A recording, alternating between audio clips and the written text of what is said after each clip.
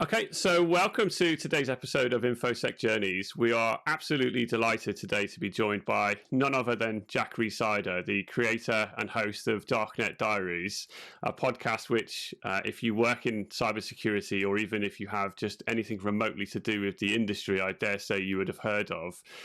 Jack, we're really excited that you've taken the time to speak to us to talk about your show, but also talk about how you got started in information security as well. We've got a lot to cover with you, a lot to pick apart. But before we do that, before we dive in, let me throw it over to you. Give us a brief introduction. Tell us who you are and what you're all about. Yeah, a quick overview of my career was that I got a degree in computer engineering, specifically software engineering, a bachelor's degree, and then and I couldn't really find work, but then I got a Cisco certification, a CCNA, which got me in the knock, and then from there a security engineer position opened up, which got me into security engineering, which is what I did for 10 years. So I was configuring firewalls and trying to build a SOC and doing that kind of thing. And then eventually I switched to become a full-time podcaster, which now I make the podcast Darknet Diaries, and it's a hit. So it's doing well, and this is where I'm at. Yeah, I mean, we are absolute super fans of the show. I think to say that it's a hit is probably just a bit of an understatement, so I'll be honest with you, especially when you consider that you did it all yourself, right? This is not like a major company that's backing this, that kind of producing this and all the rest of it. This is Jack Rhysider in your bedroom kind of thing, starting out talking about hacking and what's cool in the industry. How did it kind of... I mean, we'll rewind further back into your InfoSec days as a NOC engineer and stuff. But when we talk about Darknet Diaries, episode 1, you're 78 episodes in, I think, now. How did it kind of feel? Where did that kind of start for you then? Yeah, I mean, how did the podcast start? It was just something that I wanted to hear because I was really into podcasts, and I was listening to shows like This American Life and Snap Judgment and Radiolab. And I thought, these guys are great at making great stories that I would never have been interested in, and I'm glued to it. But I'm actually in the security field, so I know there's really good security stories out there. Everyone's got them, and some of them I've heard. And so I'm like, let's have a podcast on that, and that just didn't exist. And I talked to other podcasters like, hey, what do you think about doing a show on this or that? And they didn't quite understand, because everyone is really interested in like current news in security world. They're like, oh, what's the news? Or interviewing people that are in the field. But nobody's really just getting down into the incident that happened like 6 years ago, and let's go back and let's cover it all. Okay, so how did this person do it, and how did they get caught, and what was the damage that happened, and all the different twists and turns that happen in a good hacker story. And I mean, hearing from the people who were there firsthand is always my favorite thing to do. So I try to get that as well. Even if it's that person's first week on the job, I still think they had an amazing story if they were there trying to battle one of the biggest breaches of all time for that company. Like they remember all the things because that was a big deal. So yeah, I mean, that's kind of what I wanted, and yeah, I just put it together. I don't know how. I read some books on how to podcast. It took me about 6 months to actually get that first episode done. Wow. And so it was a lot of studying on how to podcast and stuff. I mean, it's super impressive. I think it's definitely, saying that Darknet Diaries is a hit is a huge understatement. I mean, you've got a Shorty Award. You have millions of listeners. It's probably one of the first podcasts that I recommend to any InfoSec individual, and it has been. And I'm definitely a fanboy here, and I've been listening since day one. So the question I have is, how did you, the production side of things? So you could have easily created a podcast that was topical news, and it was you sat there, talking about the story, talking about the incident, and that's it. But how did you what was the methodology and the mindset to say, actually, I want to make this entertaining? You might not think it is entertaining, but to me, I think your podcasts are so entertaining, so gripping, so riveting. Was there anything behind that? Yeah, I mean, I have a theory that you can learn a lot more when you're having fun. And so like if you can somehow make it into a game or make it fun, and in my case, I'm making it entertaining. I'm putting a lot of storytelling elements into it. And so, when I was learning how to do this, one of the things I did was I found a Khan Academy course that's teamed up with Pixar, and Pixar explained how to do storytelling. And Pixar's great storytellers, right? So they're like, all right, here's what character development's like. Here's how story arc is done. And I really got absorbed into this so that I could try to keep you on the edge of your seat through the whole story and learn how to constantly keep the story moving, and all these tricks and formulas for what storytellers know. So I mean, that's kind of why I had to spend like 3 to 6 months figuring out how to be a good storyteller and how to present this. Because if we back up, some of the skills I had to get to this point, right, were like about 7 or 8 years before starting that, I was blogging. And so when I was blogging, I was basically talking about all of the things that I couldn't I couldn't solve by Googling, right? So I'm on the firewall. I'm trying to like configure it to do something. It's not working. Something's gone wrong. I'm Googling for days. There's no answers on Google, right? I'm asking anyone. Nobody knows. So you got to go off the map at that point. You've got to say, all right, I've got to solve this. Whatever the documentation is, it's not good enough. Whatever. I got to solve this on my own. And when I did that, I would blog those kind of things, right? So I'm really going into complex topics, and I'm really getting into like really fringe, obscure problems that I'm having. And I'm trying to explain that as simple as possible on the blog. And so 7 years of explaining like really complex topics, that I think helped, right? Because I would look at those old articles and I'd say, oh yeah, I can make this better. And so I'd rephrase it, and I would move, the answer to the top of the page instead of at the bottom or something like that, right?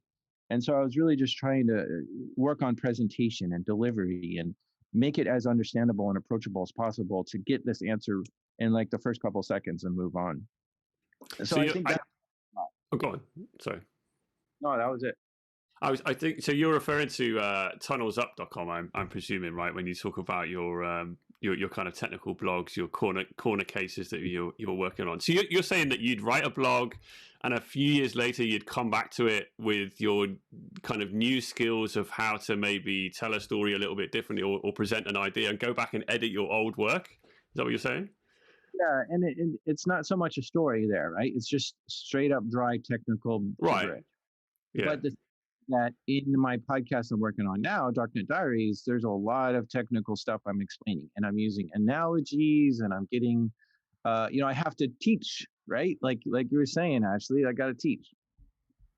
So this was something I had to practice.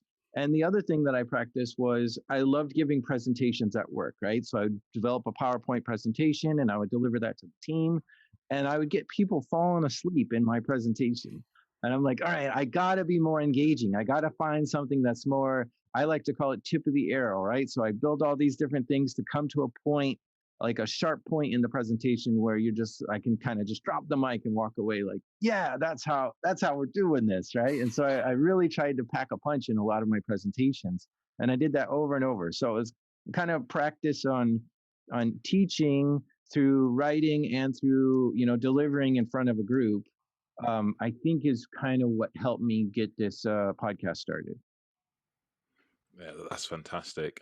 I mean, so you're a technical person. You understand technical concepts. You've done engineering, network engineering, security engineering. But actually, what motivated you to get that CCNA?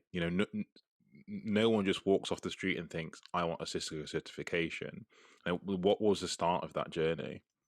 Right. So I got my degree, and then I looked around for jobs, and I couldn't find technical jobs. And so I was like working in a pharmacy or anything that was just like not just to get by. And after a while, I'm like, you know what? I got to go back and get technical jobs. Like, this is ridiculous. I spent all these years. I love technology. What am I doing, working in a field that's not technology? And so I thought, okay, how about I refresh on a cert? I don't know what cert. Let's just pick a cert. And so I sort of threw darts at a wall and found out Cisco seems to be hot. So I went and got a CCNA. And then as soon as I got that, like a couple days after I got that cert, I got hired in the NOC. So it was really just a chance to get back into technology. And that was a great idea because it carved my whole, put me on a trajectory in life. And I find it really interesting. So it touches on a couple of topics that we've explored in this series. Is you had a degree, but yet you couldn't get a job, but you took a certification and you had a job pretty quickly. So what do you think is there a large disparity between formal education and, when I say formal education, I mean the systematic education, so schools, degrees, and someone like myself and Colin who just went straight into it and did certifications and learnt by YouTubing? Like, what do you see the differences there? Well, I guess my family was really pushing on me to get the formal education. So after high school, I really didn't want to go to school, but they're like, no, if you don't have a plan, we are sending you to school, right? So I kind of had to go to do that, and I was like, fine, all right, it's either this or the military. I might as well take that. So that's what I did. But I think I walked out of college saying to myself, all right, I'm hot stuff, right? I've got this degree. I know all about computers. I should go straight to Intel or Google or something. And these people just weren't interested in me. Like, they're like, well, we might hire you as an intern. I'm like, intern? I need big money, man. I got to I really had this like ego about it after getting that degree. And I think that really deterred me from kind of being humble and taking a junior level role or something like that. And, if I look in retrospect, what I realize that a degree can do is it gives you a higher ceiling for where you can go in your position, because there's certain requirements on some of that senior level stuff, SME level, senior management, right? Like those kind of things, they want you to have a degree, and you're not going to be able to get into some of those roles. It's going to be hard. You're going to just struggle more. You're going to lose out on some opportunities. So that degree gives you a higher potential and higher ceiling, but you're still, even with the degree or cert or even no cert, you're still going to start at that bottom rung and work your way all the way up to that ceiling. So I think that's where I see it. So the degree comes in handy, like it really comes in handy like many years later. However, having that rounded out education, because I mean, in school, they'll teach you a little bit about Java and a little bit about logic, right? Like binary gates and stuff like that.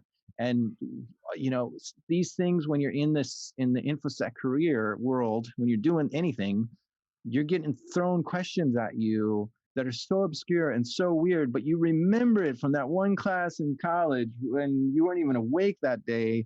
But that was the one time you were exposed to this, and it comes back, and you're like, I know this. I remember this. This is crazy that I know this, but I know this. So it just gives you that rounded experience of just knowing so much more, and then bringing that into the place. Do you think as well, like when you mentioned there about when you're producing an episode and you're explaining super complicated topics to an audience that might not get it as much as you do, do you think the way in which these complicated or complex topics are explained in schools and universities, that methodology is kind of what you use? Or is it like, do you go even further than that, like you're explaining it to your parents or your grandparents, that kind of analogy scenario? Yeah, I mean, it's a really fine line that I'm trying to walk. I don't even know if this is possible. And a lot of people told me it's not, but I want people who are deep in the InfoSec space to get the show and appreciate it and feel respected. Not that I'm talking dumbed down to them, Fisher Price, Mickey Mouse level stuff, but that they're, oh man, I'm with you. This is great. I'm actually learning as I'm listening. I want that. And then at the same time, I want my parents and grandparents to be able to and understand what's going on. And I don't know how I'm able to do that, but I'm somehow able to do that. And I think it's because I do give those basic analogies to get going, but then I'll pepper in like some extra crazy details that only you would kind of pick up on, right? And it's like, well, it's there if you want it, but at the same time, I'm going to, and when I'm explaining to like grandma or mom, I'm like explaining it for like 1 or 2 sentences. I'm just like, look, Bitcoin is just like a digital money, right? That's it. Like, let's just go on. I'm not going to like go into like 20 minutes on where it came from or how it's there. It's just like, it's digital.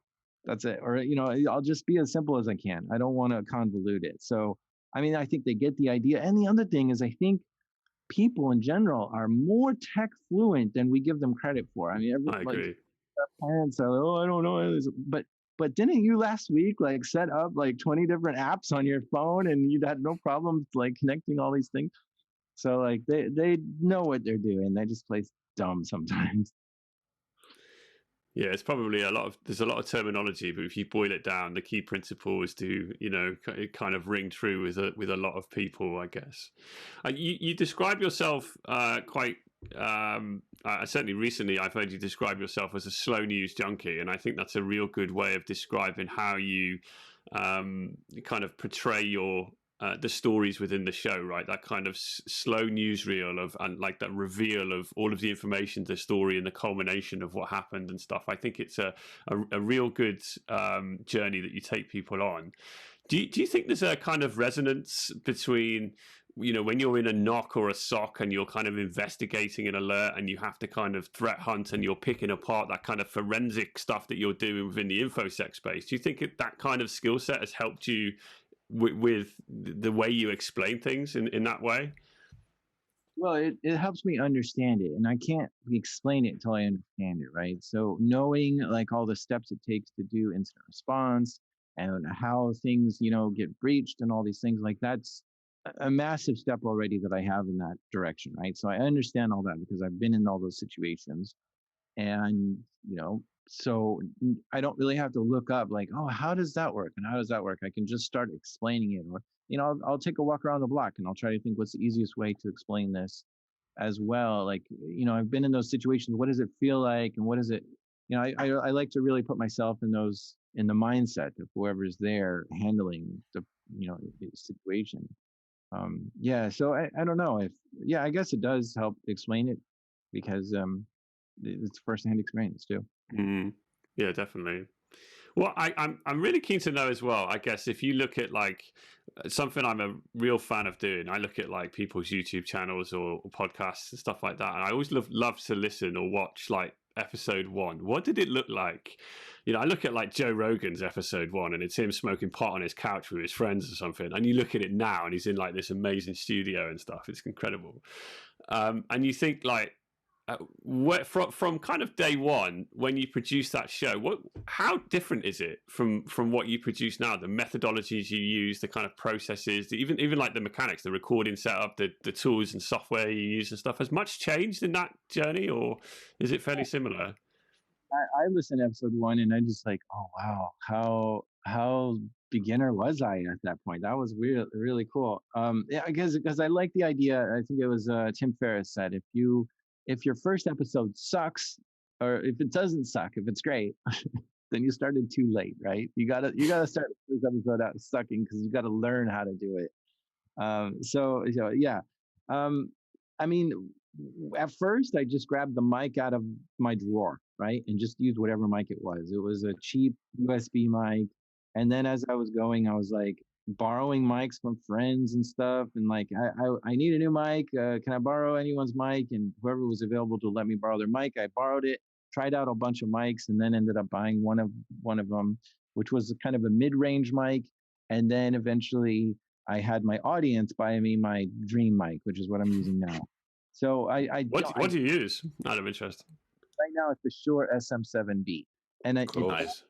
Of course it is the big dog. You're rolling with the big dogs there, aren't you? Yeah. So I love it. So it bothers me when new podcasters go straight for the big dog. I want them to work their way towards it because I've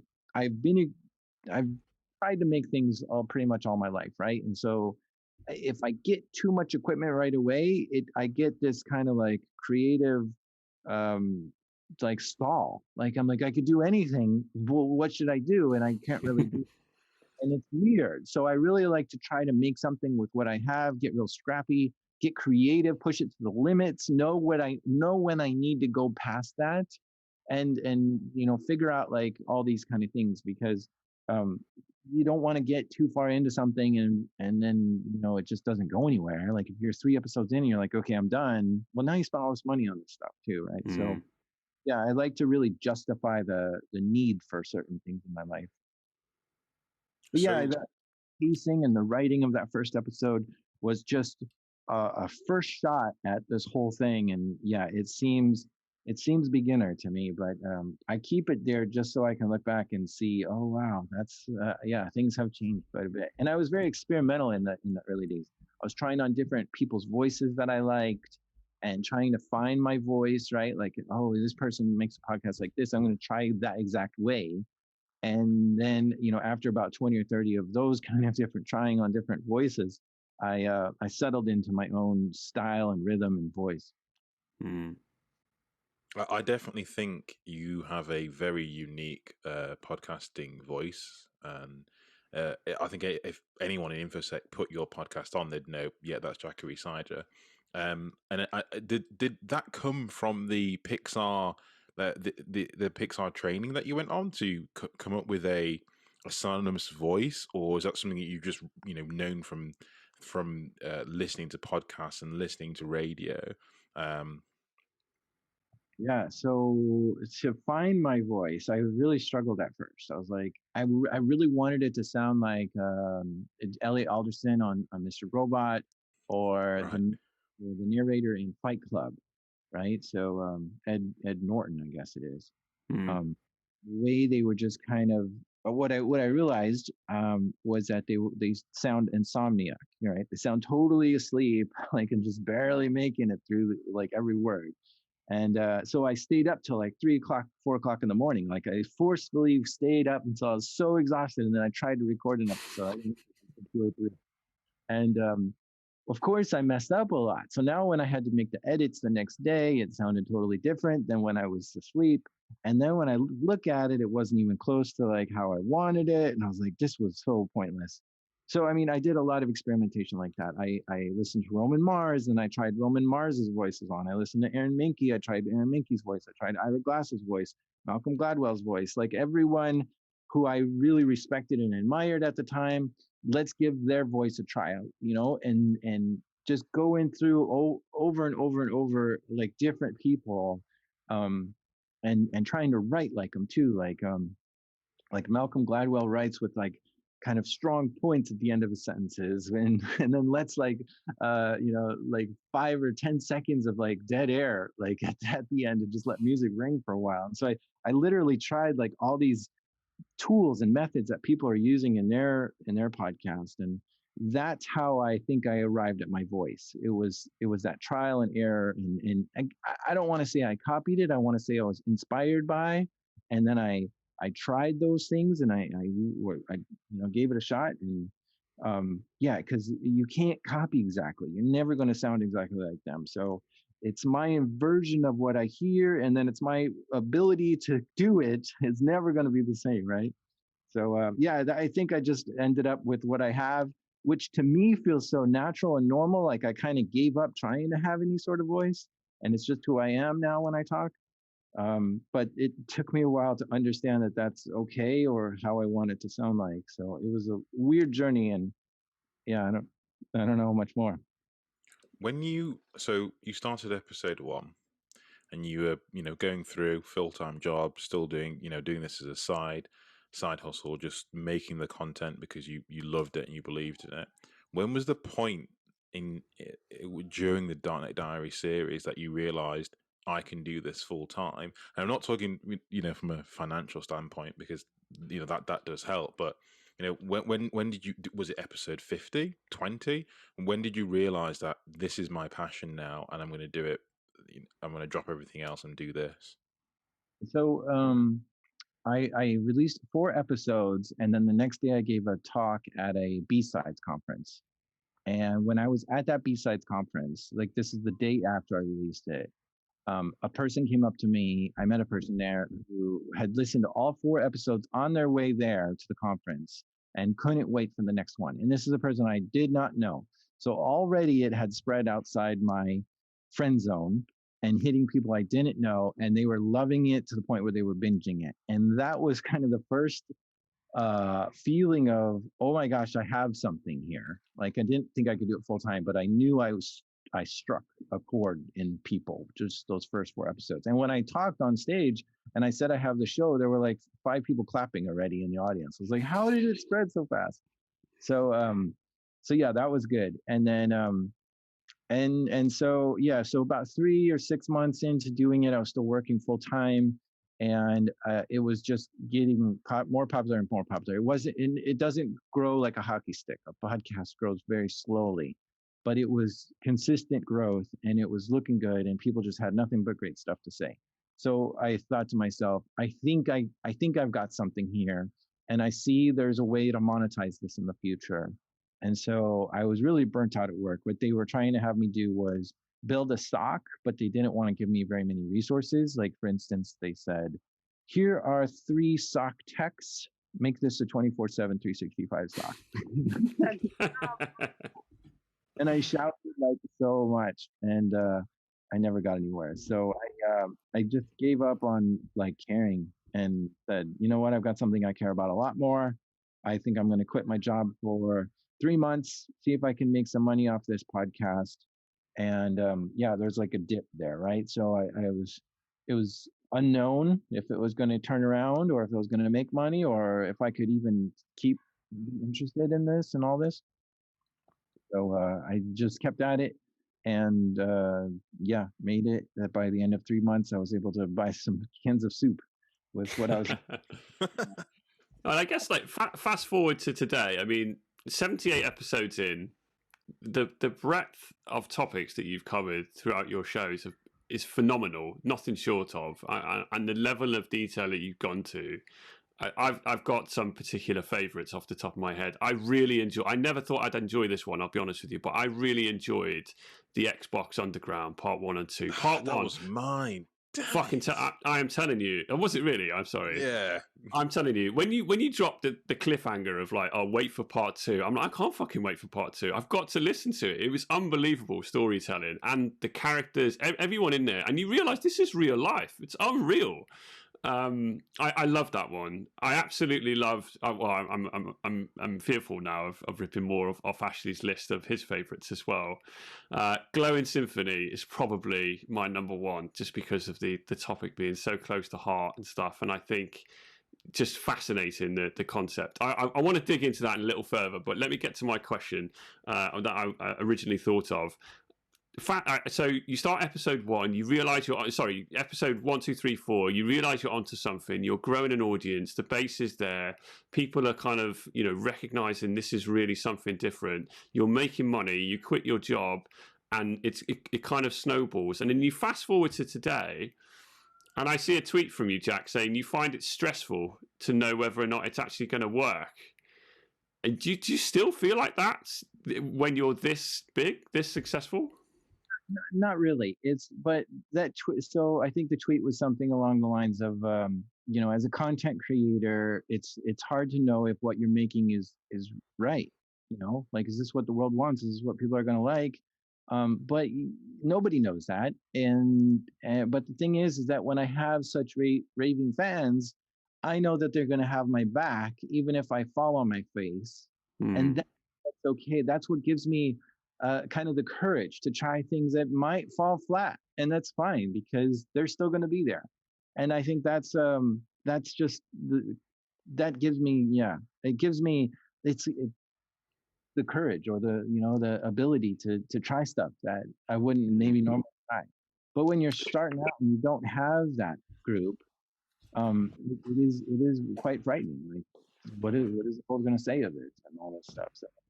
So do you feel like you write the episodes more for the audience, what the audience think is going to like, or do you find you write stuff that you think you personally find quite interesting?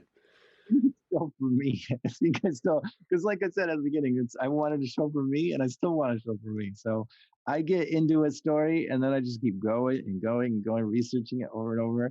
And I'm like, I find this interesting, so I'm going to throw this in. And yeah, maybe nobody else finds it interesting, but I'm going to throw it in. And there's a couple things that I just laugh at, but I know nobody else is laughing at because they don't get it for some reason. Yeah, I have a lot of fun just making it, and I'm so glad other people appreciate it too, because it's like, hey, I'm just trying to make it because I like it. Yeah, that's But fair enough.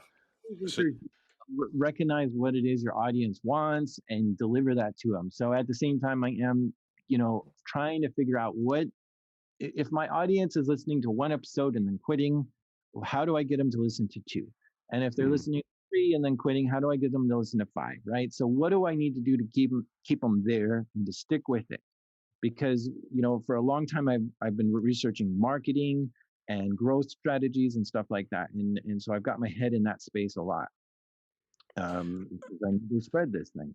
So I mean, that's one thing I think is really good is not always going out and looking for new audiences or new people to listen, but instead, how can I make my current audience even happier that they're part of this? I'm listening to what you're saying, and it's fantastic. But I'm also thinking, Jack, you're a really high functioning individual. I don't think any other person that I know,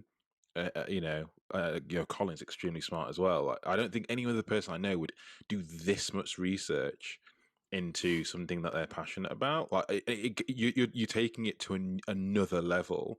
Like so as a young Jack, have you always been this high functioning? Have you always been so intelligent and so eager to learn about a topic? It doesn't matter what it is.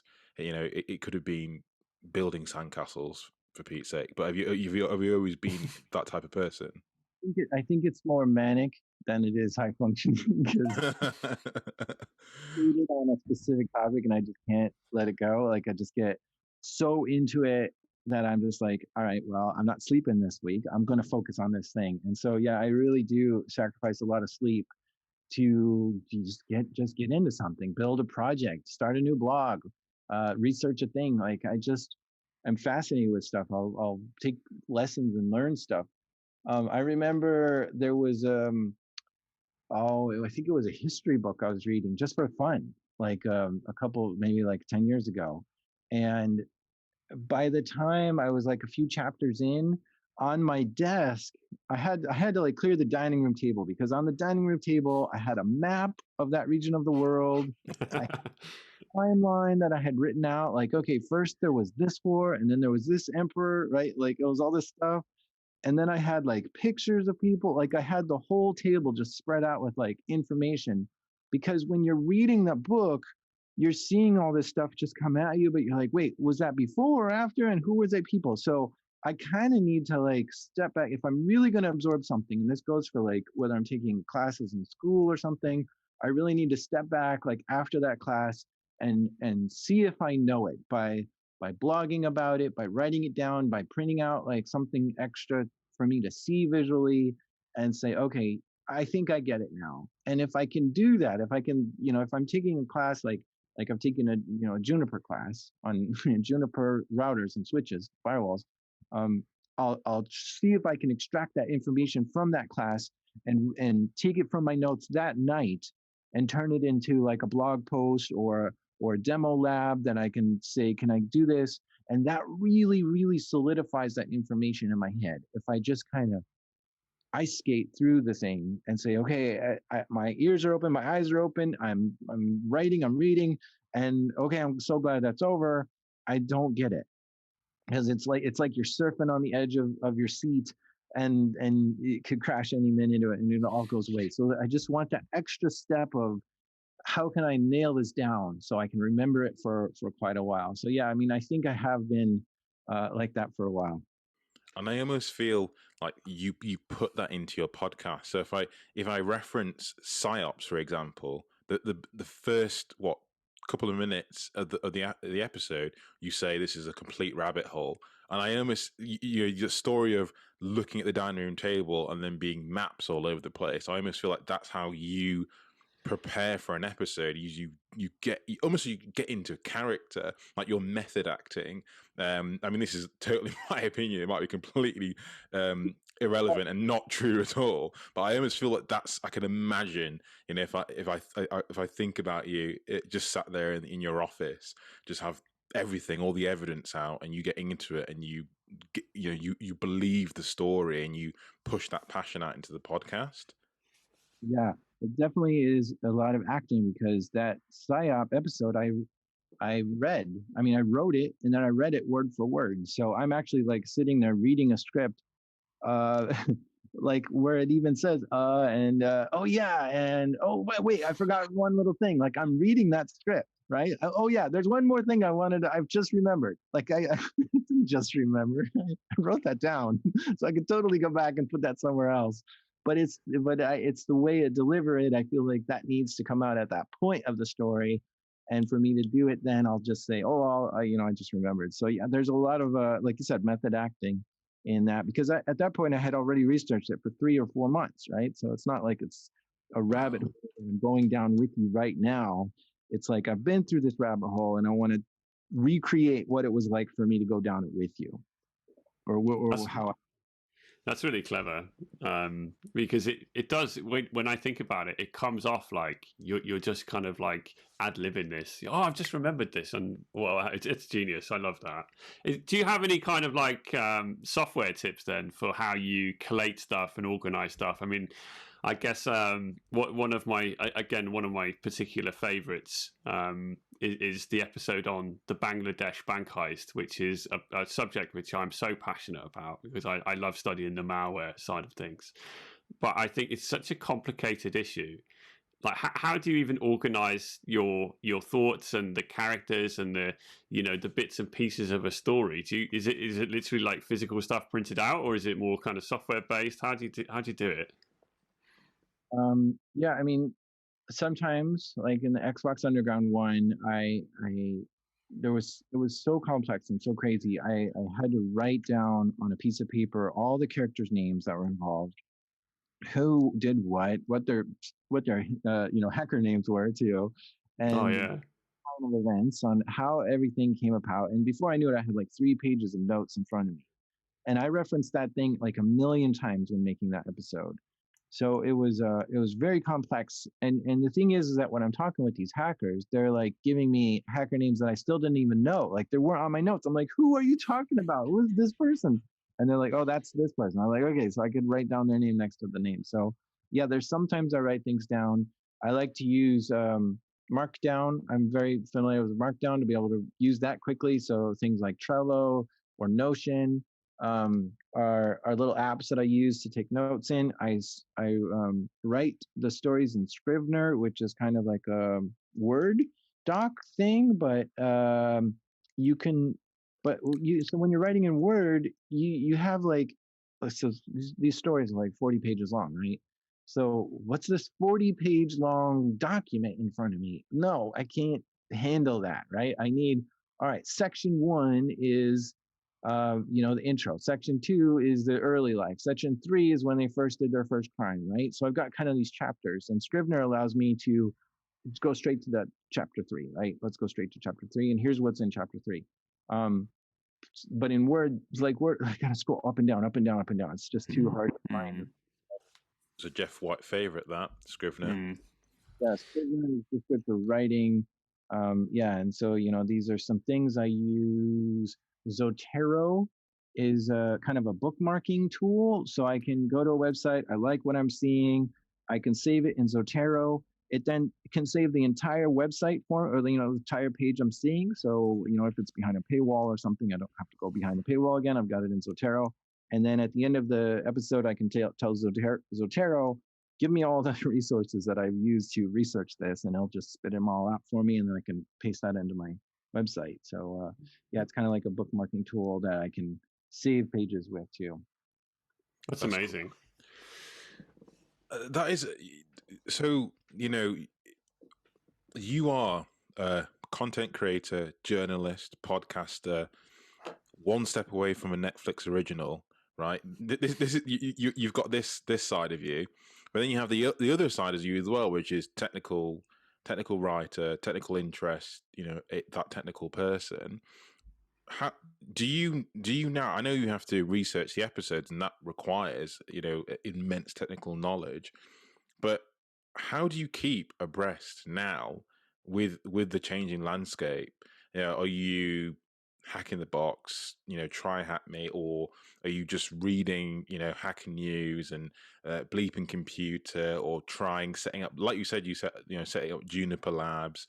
Like, what are you doing to keep feeding that side of your persona, or is it just because of the nature of your now full-time role, you can feed that also? Yeah, I think because of my full-time role, I'm getting rusty with with the technical aspect of it. Things move so fast and I can't keep up. And like Colin was saying, I'm a slow news junkie. And yeah, I'll look at old articles and read those, and that's my like daily news ingest, right? Like, oh hey, look, that hacker's finally been sentenced. Let me read that story finally, right? I'll wait until that happened before I can really even get into it. So yeah, I don't really read the current news. I mean, I'm very active on Twitter, so I see what's going on and the buzz just buzzing around. But other than that, I don't. I mean, a lot of people send me stories every day too. So what I was going to ask you this: like, how do you get people on your show? Right? Is it more? I guess in the early days you're going out hunting for stuff, but now it must be people serving stuff up that you're thinking, God, what is this? You know what I mean? What is this plate of worms you're giving me here? Yeah, you answered that, but I'm gonna finish my thought. Otherwise, what I do is I still run my website, so darknetdiaries.com, and I'm adding features to that and stuff. So I've got like things I actually have to do. So it's kind of like work related, right? To keep things secure and updated and launch new sites or move things. I'm moving from GitHub to AWS, and like I migrated and adding backups and stuff like that. So I still am securing certain things, right? And I've got more data to secure now because I've got archives of the show and stuff. So I'm like, well, how do I store that secure, this and that? So it's fun to adopt these enterprise tools to practice that kind of thing as well. So like, what are companies doing to do this? So yeah, I mean, I'm practicing in that sense, but I'm also doing hack the box when I can, just for fun as well. So yeah, getting stories. There's three kind of methods that I think I do here. So one is I know that story exists because I've been to a conference or I've read the news, whatever. And so I can go see that story and tap on that person's shoulder because they were at the conference talking about that incident, right? I mean, that was how I got the Saudi Aramco interview, was because she gave that talk at Black Hat. And I'm like, hey, you already talked about how you were an incident responder at the Saudi Aramco hack. Can you come on my show and tell me that same thing? And I thought I would never get an interview like that, right? Like Saudi Aramco is not going to tell that, but she did. So it worked out. So yeah, that's one way, is just because I've got my head up in that area. Number two is I've got a bunch of Google alerts set up. So this is when a new article comes out on the internet and Google, sees it, then they'll tell me, hey, there's a new article with this keyword that you were looking for. So certain keywords that I'm looking for are hack that reads like a story, or hack that reads like a movie, right? Like, well, what's this hack that reads like a movie? Or hacker sentenced, hacker arrested. These things are, especially hacker sentenced, means, oh, we know the end of the story, right? So we know what they hacked, why they hacked, how they got caught, and then what their sentencing was. Like, there's pretty much no more to the story, because now that's the end of the story. So that's when I finally can look into that story and start noticing it. And so, oh yeah, like there's a couple new stories every month that are like hacker sentenced, and wow, that's new. And these kind of things don't really hit our news cycles because we don't see when that happens. It doesn't get talked about, right? Like, sure, there was the big Twitter hack that a lot of high profile accounts got hacked to say donate Bitcoin here or whatever, and that hacker got arrested. And I think that's the last we're going to hear of it. When that hacker gets sentenced, you're not going to see that on the news. And when a second hacker gets arrested, you probably won't see that on the news either, right? So it's like, yeah, it came and went and it's over. So that's kind of the stuff I'm trying to find. I'm trying to tell Google, tell me when you find it. And then the third way I get people is when they come to me. And so you mentioned two of your favorites, Colin, was Xbox Underground and Operation Glowing Symphony. Xbox Underground, one of the characters in there, Sanad, got out of prison and then messaged me and said, "Hey, I want to tell my story on your podcast. I want to tell my story, and I just asked my friends, and they said your podcast is the place I should tell it. So, what do you want?" And I'm like, "Well, okay, who are you? I don't know what you know." And he sends me his indictment, and I'm just like, my jaw hits the ground, like, "Oh my god, this amazing story." So that was it. And Operation Glowing Symphony, when I was at DEF CON, I mean, that was an interview with someone from the NSA, like Right. um, with permission from the NSA to give that interview, which is just so incredibly rare for the NSA to explain, here's the hack we did this one time. So yeah, he got permission from the people, and that's where I met him, was at DEF CON. He came to me, he found me because I put on Twitter, here's where I'm going to be hanging out. And he came to me and said, "Hey, I've got a story for you." And I was like, "What? Okay." So I yeah. mean, that is so funny that the NSA gave you permission. Do you think it was psyops on you? Do you think it was a positive bit of propaganda? Well, I think it was propaganda because we talked about it. Like, why are you even interested in this? And I think General Nakasone is who was in charge of it. He said we need to find ways to recruit young people. Like, how do we get people like interested in coming into the NSA? Like, what's that next generation? Where are they? And so this guy, was working with General Nakasone and NSA and said, "Hey, and those podcasts that's like hidden on all over. So people would like it if I were to get on there and tell them the story." And so this story had already hit the news, so it wasn't like a newsworthy story. Um, but yeah, it's like, yeah, get on that show and then see explain to people how they can be start doing some of this hacking with the NSA and Cyber Command. It's amazing, really. Honestly, one of my favorite episodes. I think it's so fantastic. So you mentioned then, you were at a conference and you said to the guy, like, "Listen, I'm going to be at this conference venue. Come and have a drink, whatever. And we'll have a chat about things." You're very, I would say, astute with respect to your operational security, right? I don't know what you look like. I definitely know what you sound like, and I think you have a very distinctive voice. Do you go out of your way to keep yourself private, or are you more kind of, when you're at conferences, do people know who you are and kind of follow you around and stuff? How does it work for you? Well, yeah, I mean, it's because I'm visible at conferences. People do recognize me, and they congregate around me and stuff, and it's fine. I like that. It's fun. But yeah, I do go out of my way to be private. I think it's important in today's digital world where everything is trying to expose you, and I'm like, I want to show people that you don't need to be exposed. Like, you, I don't want to talk about my private life or personal life or family life on social media or anywhere publicly. And yeah, I don't like to put my picture out there. So yeah, I just try to do what operational security best practices are. So I thought it was really interesting in a previous podcast. I think it was with IT Pro TV. You talked about why you went this direction. It'd be fantastic if you could retell that story, because I find it quite interesting. Which direction?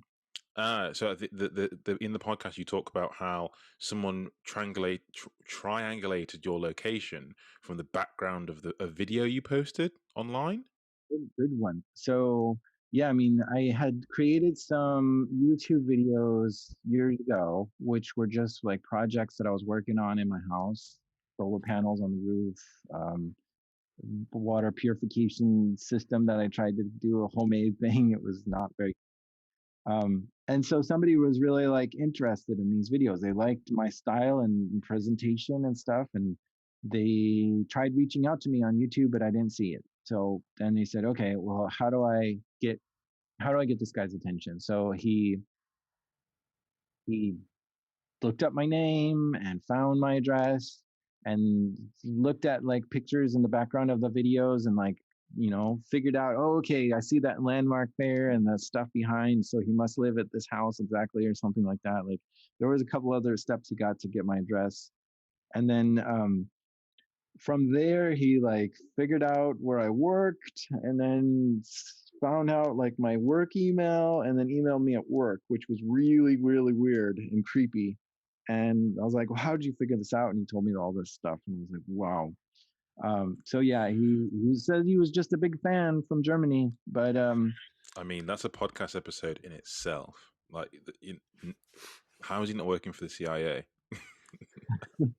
he was so I took all my videos down, and I like took that as a good lesson of like, all right, I gotta watch what I'm doing online here. I gotta pull back and only put out things that I don't mind the whole world to know. And so I looked at all kinds of personal details that were exposed and stuff, and started removing them. And I read the book Extreme Privacy by Basil Basil Michael Bazel. He really is good at helping you just to stay invisible on the internet and your digital life. So I take all those kind of tips and tricks on how to do that. So, do you think there's a fine line though between being safe online and paranoia? Because I take a different view to other people, and everyone has their views on online security and privacy. And I think you are definitely right. There is a lot of oversharing online, but how, for the normal person, what is that line? I know the sensible things you can do, like not telling people you're going on holiday on Facebook, for example. That's just really simple OPSEC. But what's your view on? I know you got very strong views on OPSEC, but how does a normal person do this but still maintain a online presence? yeah, so this is an episode I actually want to do in the future, which a lot of the episodes I do are like nation states hacking each other, or bad guys trying to make money or something like that, right? But there's a whole aspect of hacking which is domestic hacking. It's an ex-husband who's jealous of the recently divorced wife, or a boss that's really doesn't like the female in the workplace or something, right? And he's just trying to sabotage her and stuff. And so it's a lot closer to home than we think sometimes. Um, so yeah, I mean, that is very possible that somebody is trying to break into your stuff and to harm you or ruin you or harass you or steal your photos or something off your phone. And that really brings it a lot closer to home. So a lot of people don't think that they're, oh, what if my credit card details get stolen? I'll just get a new credit card. Like, it's not going to bother me. There's a lot more things that can happen to you, which you just don't recognize. So, I mean, with that, I would say, yeah, it's good to be secure just in case some jealous person out there is really angry with you, or you say something online that just causes a storm. So, yeah, it's good to, I don't think that it's paranoia. I think it's good to keep it all secure, because it's I kind of look at it as like in the 90s, we kind of wrecked the environment by like having oil spills and just not like paying attention to it, and getting that back into the bottle, like getting that genie back in the bottle of like just keeping the environment clean and nice is so hard. And when it comes to our privacy and digital life, I think it's the same thing. We're giving so much privacy away, just hand and foot. Yep, here's my sexual orientation, and here's what I'm doing this weekend, and here's what my kids have done this weekend, and this is their first middle name and last name, and where they were born and what school they went to. And you're just putting this out there. It's not like companies are stealing it from you, like, oh yeah, we're going to take that and sell it to someone else. You're like, no, here you go, I'll put it right there out there for you. So that is going to be the next generation is going to try to put that in the bottle, and that's what's going to take the next 40 years for us to do. So eventually somebody's going to snap and say, what were we thinking, letting all this out, and hopefully it starts coming back. But don't you think we have crossed that that moment. We've crossed the boundary already, where data is king and data controls. So trying to get the genie back in the bottle is almost impossible because of how companies generate revenue. If you were to say to Facebook, by the way, we're cutting you off at the knees, I don't think it would happen. And this is my view. I think privacy is getting to that point now where it's almost, you have to take the level that you're taking to be private, but also being truly private is almost impossible because of how our data is aggregated, used for analysis, used for many different reasons. Almost the word privacy is going to no longer exist or lose value as time goes on. What do you think about that? I think I'm not willing to give up the fight yet. I think I'm still in it. I'm like, yeah, I can hold on for a little bit longer. I do think that there will be a shift at some point. Like you see things like Proton Mail that show up that are like, here's some extra secure email. And I think that appeals to a lot of people, not people who are just criminals or trying to hide some stuff, which is like, yeah, I need secure email. And so what we really are weighing here is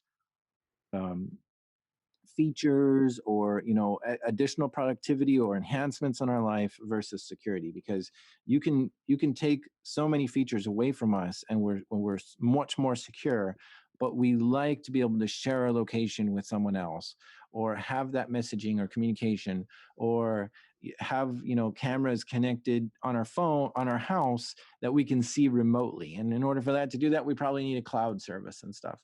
So these extra features that we keep adding make it so we give up a little bit more privacy, and we give up I mean, just me, I was thinking the other day, like, if you can, I'm somebody who I've got to compare sometimes between how much time it takes to be private versus how much how much that saves me.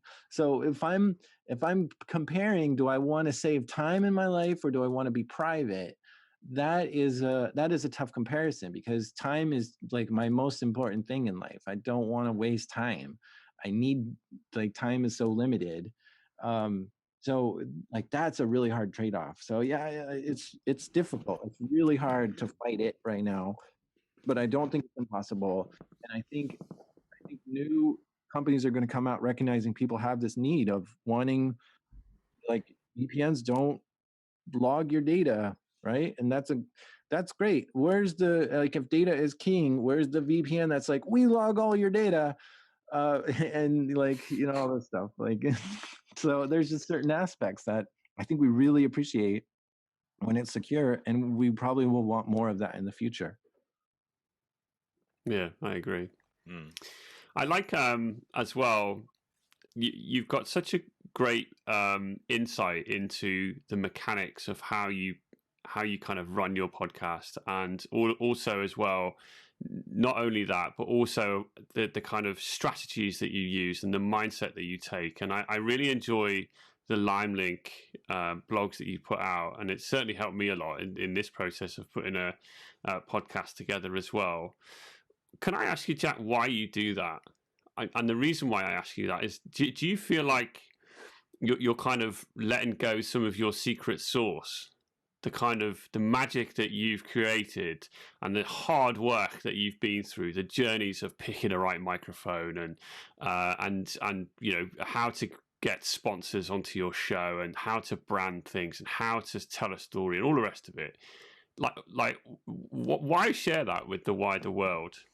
Yeah, that's a good question. I remember taking a class by Alex Bloomberg, who's the CEO of Gimlet Media, and he teaches everything. Here's how to make a great podcast. I'm like, why are you teaching this? You want to, like, be a successful podcast company, yet here you are teaching all kinds of people how to, like, compete against you. But yeah, I think deep down, I think my main goal in life is just to teach more people things, and it just brings so much satisfaction to me to help others. And I think this goes back to, like, when I was just a kid in high school playing video games. Like, I was in the online guild that would help other people, right? Like I was just like, here's some, equipment, and it was beginner sword and stuff. I'll help you out. You need a map? Like, here's a map. Like I was always helping people, like wherever. I wasn't in like the guilds that were just like griefing guilds and trying to like cause people like anguish in the game. I was just like, I'm here to help. What can I help you with? So yeah, I've just always had this attitude, and I like teaching. And that blog you mentioned is lime.link, which I take all the things I know about podcasting and I blog about it on lime.link. And yeah, I like sharing information. And the other, I think the biggest thing about blogging is just, I don't want to remember it. I forget so much stuff. I don't want to remember it. So I'm just like, I'm just going to put that out. Now there's all the links I have for that particular topic. Anytime I need to go look up stuff for that, I know where to go. And I don't have to go look, where was that saved on my computer? I don't want all these documents on my computer. And I guess that's kind of my backup strategy too, is just blog about it. That way I don't have to save it. That's a good strategy. I really like it. Yeah. I think as well, it generates this kind of culture of, you're sharing your mechanics for your success, and it almost makes you more successful. It's like this never-ending cycle of like, the more people like you because you share that, and therefore they listen, and it's just this never-ending growth story. I think. Yeah, I see it as you share your knowledge. Others probably try and you almost create a platform of other podcasts. So you're there probably at the top of the triangle, and there's other people trying to, I'd say imitation might not be the right word, but other people are trying to create the same type of content and build to where you want to be. But by doing that, you highlight you as the Darknet Diaries is, well, that's where it all started, and it all trickles down from there. So you build a base. So I think it's really smart to share your knowledge. Yeah, I think what kind of sparked it when, like 10 years ago when I was working, I got this idea of, well, the only people who know I'm any good at any of this stuff that I know are my boss, my coworkers, and my customers.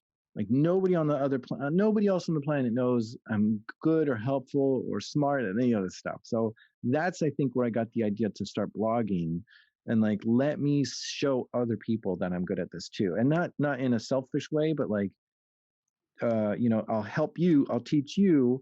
And here's the biggest thing is when you're teaching other people, you learn so much more versus just thinking you know it, because now you have to explain, why is that the thing, and what other options are there, and all these things. So you really expand your knowledge on stuff when you're teaching it. Yeah, I agree. I definitely find that personally when I'm putting out content on YouTube, you think the amount of times I produce stuff and I think that's rubbish. I need to go and read about this or learn or practice or what have you. It's crazy, isn't it? Sorry, go on. Once it's out, you really learn a lot more too, because you see the comments and you're like, oh yeah, I didn't know about that. And I really like that, of put it out there and then see what people say, because now you're going to learn even more about that topic. How do you deal with the negative comments then? Do you get them, like, do you kind of take them to heart? How do you kind of take them on board if people don't really like the show? Yeah, I mean, if they have legitimate reasons, because their mic is not right or the guest is lying or something, then yeah, I'm gonna adjust that, or go back and edit it or fix it, or keep that in mind in the future. And I've made some major changes because of comments that people have.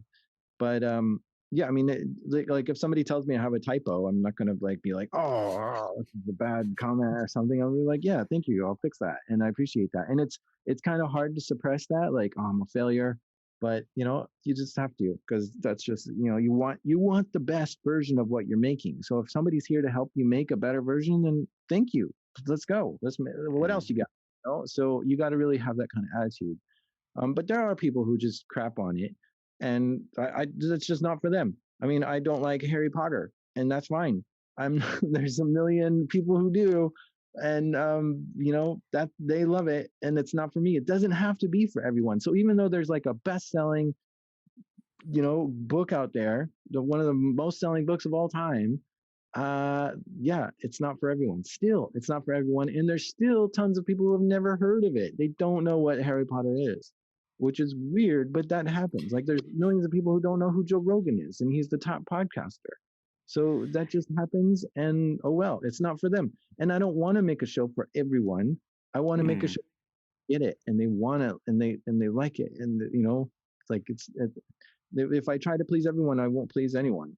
And if I try to please a specific group that I have in mind, then I can do. That's a really good philosophy. Do you think on that then? Do you think is there any kind of topic that you wouldn't cover on your show? Is there anything that like there's an area of cybersecurity that you just won't go there? Is there anything that stands out? Yeah, there's certain groups and movements and people that I think are just so stupid and horrible and rotten that I don't even want to give them any justification for mentioning their name or what, like how much hurt or pain they've caused. And it's just like, nope. Like for instance, QAnon or anti-vax, right? Like these people are just so vile to me because your brain is corrupted in such a horrible way that I don't want to perpetuate anything that you even think of, period. I'm just canceling you completely off my show, right? So I can't tolerate certain I want to be as anti-conspiracy theory as possible. And I want to be on the total opposite side of that. And if I'm on the opposite side of that, then there's no way I'm going to bring conspiracy theories on my show. And what's weird is my dad is so much into conspiracy theories. He's always telling me, "Oh, you got to just like say, no, it was aliens that stole this data code. Throw that in one episode and see what people say." I'm like, I'm not throwing that in. I love it. That's amazing. So what did they think? What did they think? Are they like you speak about, you reference your dad quite a bit throughout your episodes, right? Are they like so super proud of what you've done, or were they really surprised when you first started this kind of shift into podcasting? Yeah, my dad was not happy that I quit my job. He was like, no, you're just about to hit your power years. This is where you're supposed to like just bank it. I'm like, yeah, well, I'm sick of it. I can't do it. He was not happy. Let's make some goals, Dad. What should we do? And he's like, all right, we'll win an award, and then I'll know that you're like doing good out there, because he listens, but he doesn't know how it's going. Yeah. So that's what you mentioned. I won the Shorty Award, was it? Yeah. Then the ones I showed them, I actually had a write up in the New York Times, and I sent that to him, and I was like, look at that, your son's mentioned in the New York Times. Is that good enough? Amazing. Yeah. Worth switching to? And he's like, all right. I mean, from the get-go, from high school, I've always wanted to start my own thing. So he knows that, this is something I've always wanted to do. That's cool. I really like that. Is there any guests that you haven't had on your show yet that you really want? That like not a particular person, but maybe a type of guest that you struggle to get on your show? Yeah. Well, yeah, I mean, I struggle getting people who are on the blue team, right? So incident responders, they don't want to talk about that time they got hacked. Like every week I get a CEO that emails me, hey, we've got this business and we want to be a guest on your show. I'm like, yeah, tell me about the time you got hacked, and I'll totally have and like, oh, we're not going to talk about that. I'm like, well, then I'm not going to have you on my show. Like, you're just going to be like some expert in the field and talk about your product, but I want to know about that time you were hacked. And it's a very embarrassing thing. So it's a lot easier for me to find criminals out there telling me about the criminal acts that they are committing versus people who are telling me about the defense that they had to, go through in order to handle a breach or an attack or something, right? Like nobody talks about that. And it's usually corporate. That's like, oh yeah, don't talk to press about that and stuff like that. So that's difficult. Yeah. But as far as a person goes, there's this guy that's in my mind, Charlie Miller. I would love to get on the show one day and interview him. And Charlie Miller is on TV now doing all kinds of interviews, and he doesn't mind talking about stuff, but he only talks about car hacking now. And the thing is that before, like if you look at his Twitter bio, he says, I'm that 0-day guy.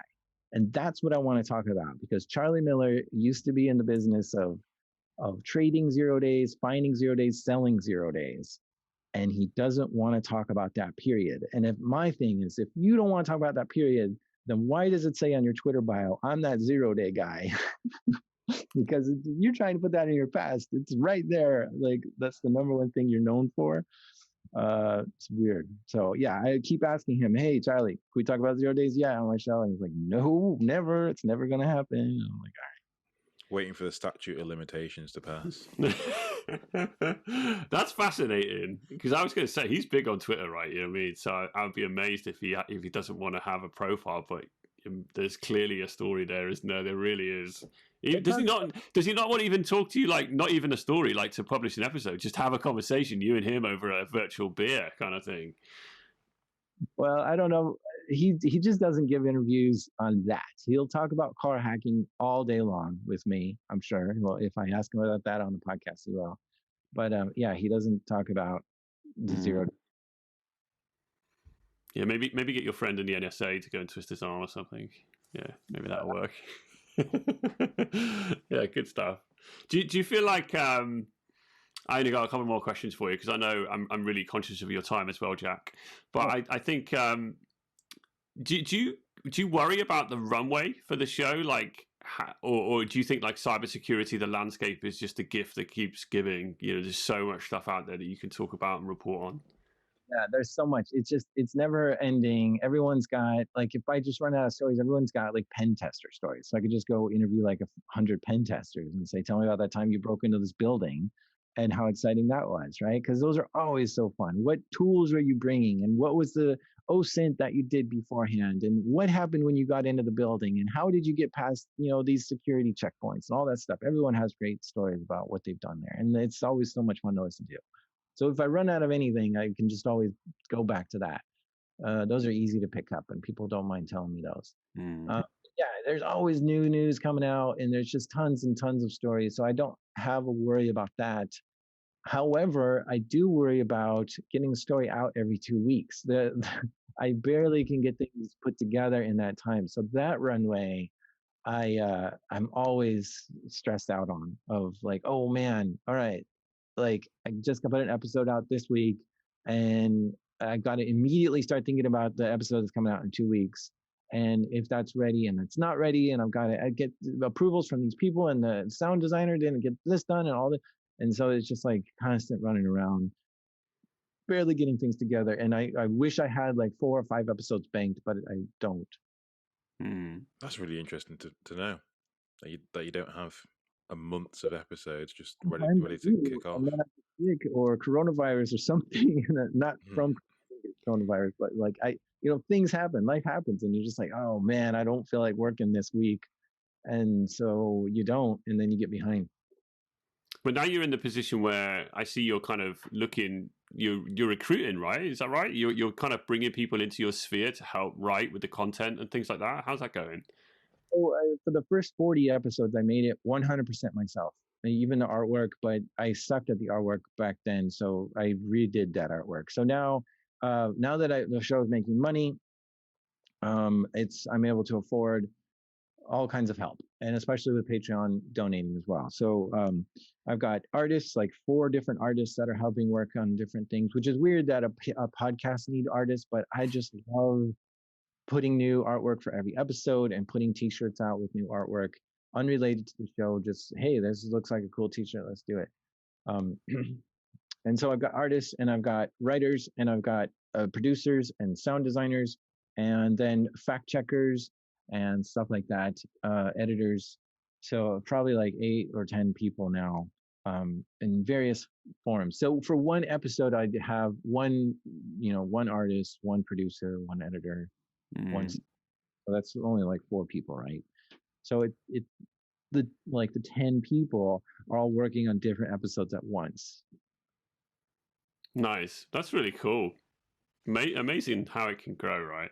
Yeah, you must be so proud of the position and the kind of the baby that you've developed, and watching it grow and mature into this world.